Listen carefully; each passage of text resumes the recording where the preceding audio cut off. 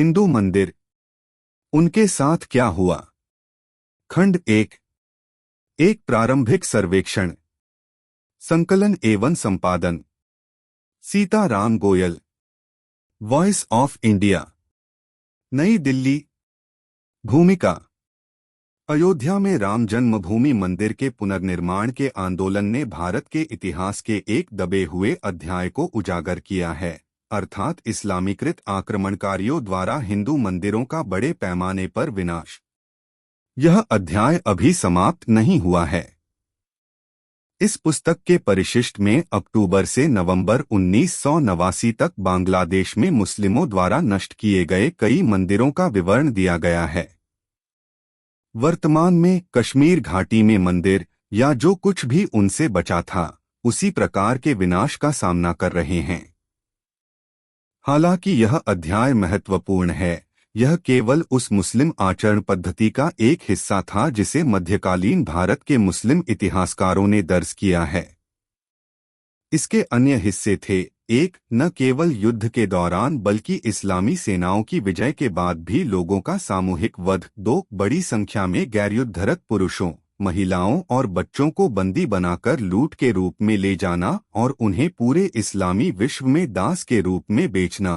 तीन, उन लोगों का जबरन इस्लाम में धर्मांतरण जो प्रतिरोध करने की स्थिति में नहीं थे।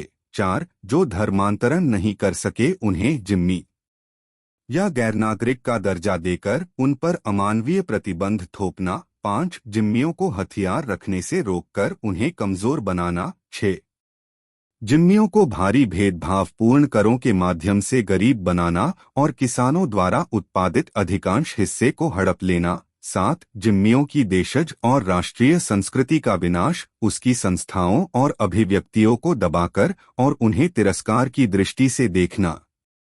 यह आचरण पद्धति केवल अतीत की बात नहीं है, यह मुस्लिम शासन समाप्त होने के बाद भी बनी रही।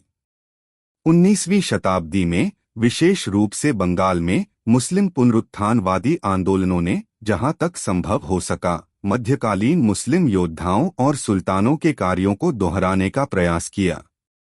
हाल के समय में, जब इस्लामी राष्ट्र पाकिस्तान का निर्माण हुआ, तब वहां के हिंदुओं को उनके पैतृक घरों से सामूहिक रूप से पश्चिमी भाग से और निरंतर शरणार्थियों की धारा के रूप में पूर्वी भाग से पलायन के लिए विवश किया गया। वह पूर्वी भाग अब एक स्वतंत्र इस्लामी राष्ट्र बांग्लादेश बन चुका है, जिसका निर्माण भारत की सहायता से हुआ था। पाकिस्तान से हिंदू मंदिर और अन्य सांस्कृतिक संस्थान लगभग समाप्त हो चुके हैं, जबकि बांग्लादेश में वे लगातार हमलों का सामना कर रहे हैं। इस प्रकार के आचरण को, जो हजार वर्षों तक बहुत भिन्न भिन्न परिस्थितियों में लगातार और एक जैसी रूप में प्रकट होता रहा है, आखिर कैसे समझा जाए? इसकी गहराई में कौन सी वैचारिक प्रेरणा निहित है? यह इस्लाम की धार्मिक शिक्षाओं, उसके सिद्धांतों और धार्मिक कानूनों में निहित है। यह मोमिन और काफिर की उसकी विशेष अवधारणा, जिहाद, दारुल इस्लाम और दारुल हरब के सिद्धांतों तथा मुस्लिम राज्य के कर्तव्यों की उसकी धारणा से उत्पन्न होता है। हिंदू भारत को इस्लाम का गहन अध्ययन करना होगा, जो उसने अब तक नहीं किया है। इस कार्य की उपेक्षा करना भारत के लिए घातक सिद्ध हो सकता है।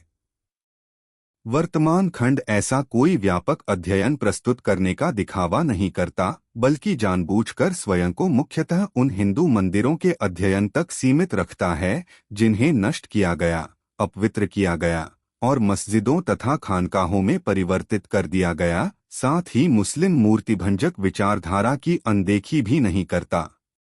यथास्थान, यह मूर्तिभंजक विचारधारा के अन्य धार्मिक आधारों और सहायक तत्वों का भी उल्लेख करता है।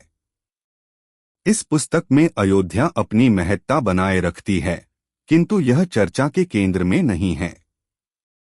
विषय से संबंधित विवरण प्रस्तुत करते समय यह पूर्णतः सत्यनिष्ठा का पालन करती है। यह न तो धर्मनिरपेक्षतावादी और न ही मार्क्सवादी लेखकों की भांति इतिहास को फिर से लिखने या गढ़ने में विश्वास करती है।